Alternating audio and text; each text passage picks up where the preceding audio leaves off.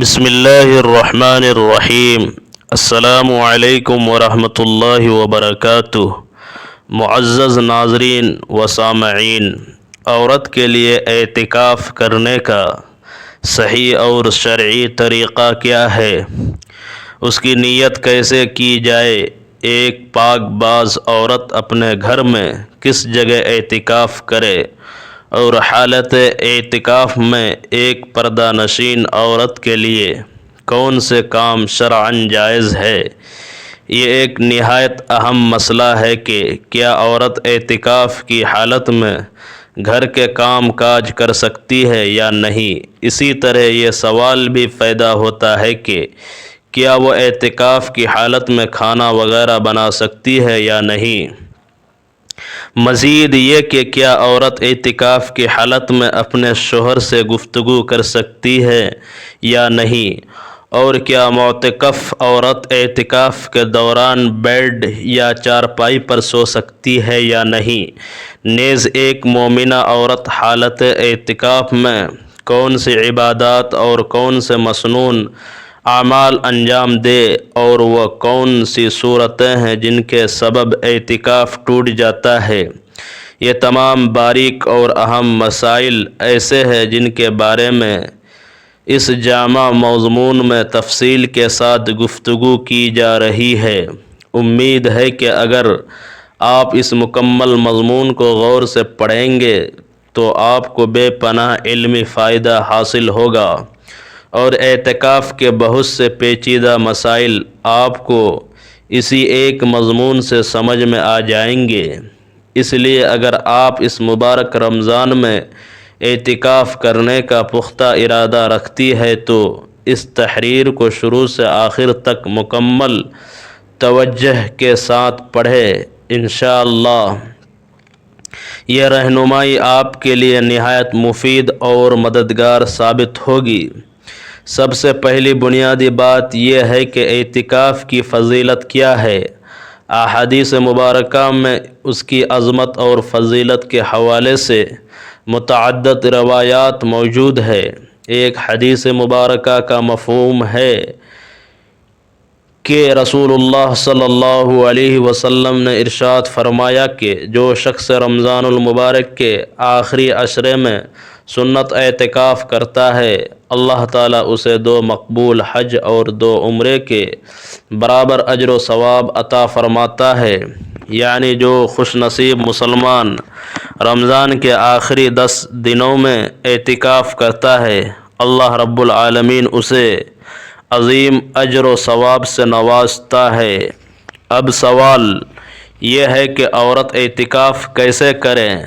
اگر کوئی مسلمان خاتون اعتکاف کا ارادہ رکھتی ہے تو اسے چاہیے کہ رمضان المبارک کی 20ویں تاریخ کے دن غروب آفتاب سے پہلے یعنی 20ویں روزے کی افطاری سے کچھ پہلے اپنے گھر کی اس جگہ میں داخل ہو جائے جو اس نے نماز اور عبادت کے لیے مخصوص کر رکھی ہو۔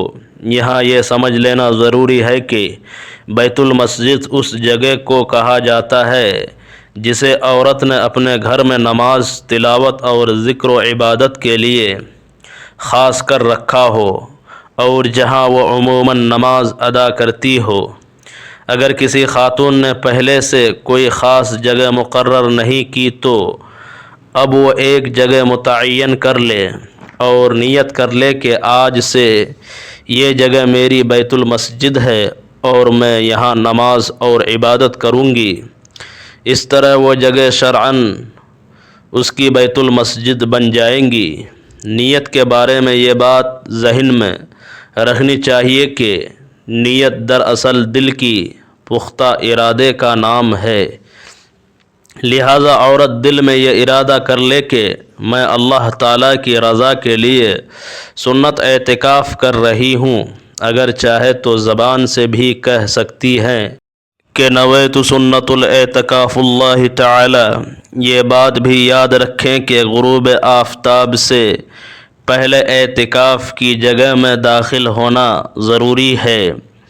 یہ درست نہیں کہ پہلے افطار کر لیا جائے اور پھر اعتکاف میں بیٹھا جائے، بلکہ مغرب سے پہلے اپنی جگہ پر بیٹھ جانا ضروری ہے اور افطار بھی وہیں کیا جائے گا۔ اعتکاف میں یہ بات بہت اہم ہے کہ عورت بلا ضرورت اپنی مخصوص جگہ سے باہر نہ نکلے۔ اگر وہ بغیر کسی شرعی عذر کے اپنی بیت المسجد کی حدود سے باہر نکلتی ہے تو اس کا اعتکاف ٹوٹ جاتا ہے۔ شرعی عذر سے مراد وہ ضروری کام ہے جن کے بغیر گزارا ممکن نہیں، جیسے بیت الخلاء جانا، وضو کرنا یا غسل کی ضرورت پیش آنا۔ ان ضروری امور کے لیے باہر نکلنے کی اجازت ہے، مگر ضرورت پوری ہوتے ہی فوراً واپس آ جانا ضروری ہے۔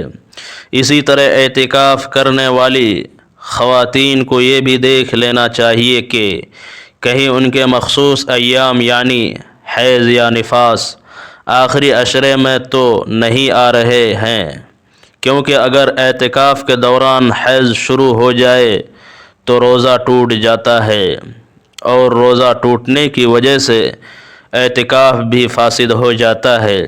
اس لیے اس بات کا خیال رکھنا ضروری ہے۔ ایک اہم سوال یہ بھی ہوتا ہے کہ کیا اعتکاف کے دوران عورت گھر کے کام کاج کر سکتی ہے؟ جواب یہ ہے کہ اعتکاف کی حالت میں عورت کو گھر کے عام کام جیسے جھاڑو دینا، صفائی کرنا یا سامان ترتیب دینا نہیں کرنا چاہیے، کیونکہ اس کے لیے اعتکاف کی جگہ سے باہر نکلنا پڑے گا اور اس طرح اعتکاف ٹوٹ جائے گا۔ البتہ ایک خاص صورت میں اجازت دی گئی ہے کہ اگر اس کے لیے کھانا تیار کرنے والا کوئی نہ ہو تو وہ صرف اپنے لیے سحری اور افطاری کا کھانا بنا سکتی ہے، لیکن شرط یہ ہے کہ صرف اپنا کھانا تیار کرے اور فوراً واپس اپنی اعتکاف کی جگہ پر آ جائے۔ اگر وہ گھر کے دوسرے افراد کے لیے بھی کھانا تیار کرے گی تو اس سے اعتکاف متاثر ہو جائے گا۔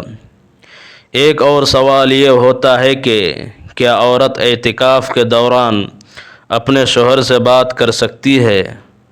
اس کا جواب یہ ہے کہ ضرورت کے مطابق بات کرنا جائز ہے۔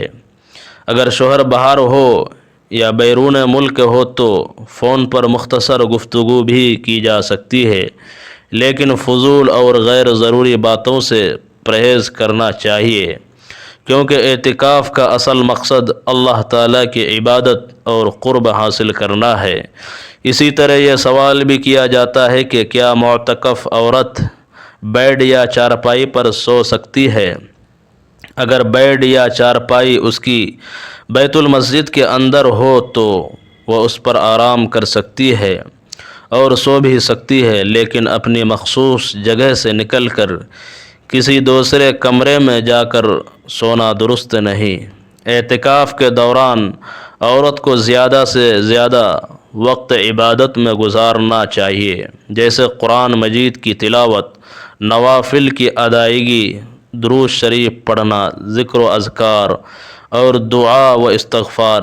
خاص طور پر رمضان کے آخری عشرے کی طاق راتوں میں جاگ کر عبادت کرنا بہت اہم ہے، کیونکہ انہی راتوں میں لیلۃ القدر کی تلاش کی جاتی ہے۔ لیلۃ القدر وہ مبارک رات ہے جس کی عبادت 1000 مہینوں کی عبادت سے بہتر ہے۔ اس لیے رمضان کے آخری عشرے کی طاق راتیں یعنی 21ویں، 23ویں، 25ویں، 27ویں اور 29ویں راتوں میں خصوصی طور پر عبادت، دعا اور استغفار میں مشغول رہنا چاہیے اور اللہ تعالیٰ سے اپنے گناہوں کی معافی مانگنی چاہیے۔